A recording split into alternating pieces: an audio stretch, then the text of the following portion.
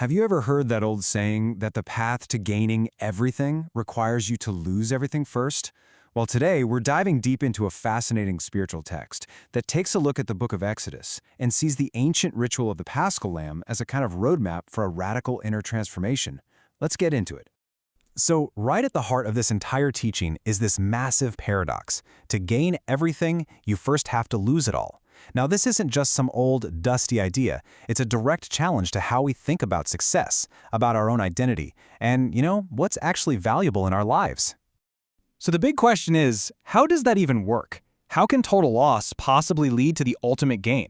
Well, in this explainer, we're going to unpack the step-by-step logic of this mystical path and see if we can figure it out. Okay, so our journey starts with something called the Lamb's Mark, or Guyon de Biagi. And the key thing here is that this isn't about what you do, it's about what's done for you. The very first step is to be marked by the blood of the Lamb, which is this powerful symbol of salvation, an acknowledgement that, hey, you can't even start this journey on your own. This first step is really all about complete and total surrender. It's about letting go of that belief that you can save yourself through your own efforts. The text says that by truly despairing in your own abilities, you can finally find real hope. And that allows you to fully and even joyfully trust in something much bigger than yourself. But being marked, that's just the beginning.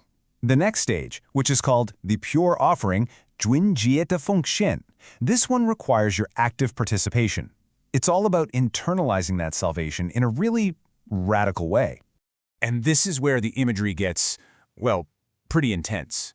The command is to eat the entire lamb, every single part of it. This is a metaphor for a total, all-consuming internal sacrifice. You can't hold anything back. Every single part of you has to be offered up. So what does this mean spiritually? Well, this pure offering is interpreted as the complete annihilation of the self. The head symbolizes our mind and our thoughts, the legs represent our emotions and actions, and the organs, those are our deepest, most hidden parts. All of it has to be given over, leaving absolutely nothing behind. And the meal itself is just packed with symbolism. The bitter herbs, they represent the necessary pain that comes with self-denial. The unleavened bread signifies a pure state, one that's free from the puffing up agent of self-love. And the fire, well, the fire is the intense, purifying love of God that consumes everything. So, why go through all this? What's the point of this intense offering? It's to get you ready for the journey ahead. A journey into what the text calls the wilderness of faith, or 信心的旷野. And this right here perfectly illustrates the central challenge. The text argues that our own self-love, it prefers the familiar bondage of Egypt. It likes laboring on bricks, seeing tangible results, feeling productive. That's way more comfortable than the difficult freedom of the wilderness.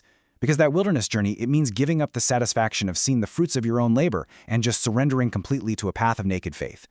This brings us right to the heart of the transformation, the annihilation of self. 自我消亡. In the text, it's also called 死己, which literally means dying to self. And this process is described as being both absolutely essential and incredibly difficult. So the self that has to be annihilated is called a proprietary root. Just think about that term. It's that part of us that's possessive, rigid, resistant, the part that always says mine. It's apparently so deeply ingrained in us that according to the text, only a divine fire can truly purify it. And this purification, it happens in stages. First, God empties the person of sin and fills them up with grace. But then, and this is a wild turn, God empties them of that very grace, or at least their attachment to it. Why? To stop a new kind of spiritual pride from growing. Then the fire comes and purifies that root of self, leading to its total loss. Only then can the void that's left be filled, not with more gifts, but with God Himself. And this is a really crucial point. The faithfulness that's needed here isn't about trying harder or gritting your teeth. It's about passive surrender. It's allowing everything you value, even your spiritual comforts, to be stripped away. And as the text points out, this goes against every single one of our natural instincts. So what's the ultimate purpose of this all-consuming fire? After all that, what's the destination? Well, it's the only path to the final goal, union with God, or 与神的联合. You see, the result of all this annihilation isn't destruction, it's transformation. That proprietary root, the one that was so rigid and limited, is now gone. And in its place is a nature that's supple, flexible, and open. The soul, which was once contracted and small, can now be expanded infinitely by God. So the goal, the whole point, is this one perfect union. The void that's created by getting rid of the self isn't a loss. It's the creation of a space that's finally large enough to be filled by the infinite. In this state, God doesn't just occupy a part of you. God becomes your entire being. And so here we are, right back at our original paradox, but hopefully with a much deeper understanding. To gain the divine life, you have to first lose your own. As the text puts it, one thing simply cannot be created without the transformation of another. This journey, from that first lamb's mark all the way to the final union, is a path of absolute surrender and profound transformation. And it leaves us with a challenging, very personal question. To gain everything, what are you willing to lose? For more spiritual resources, visit lokaken.ai.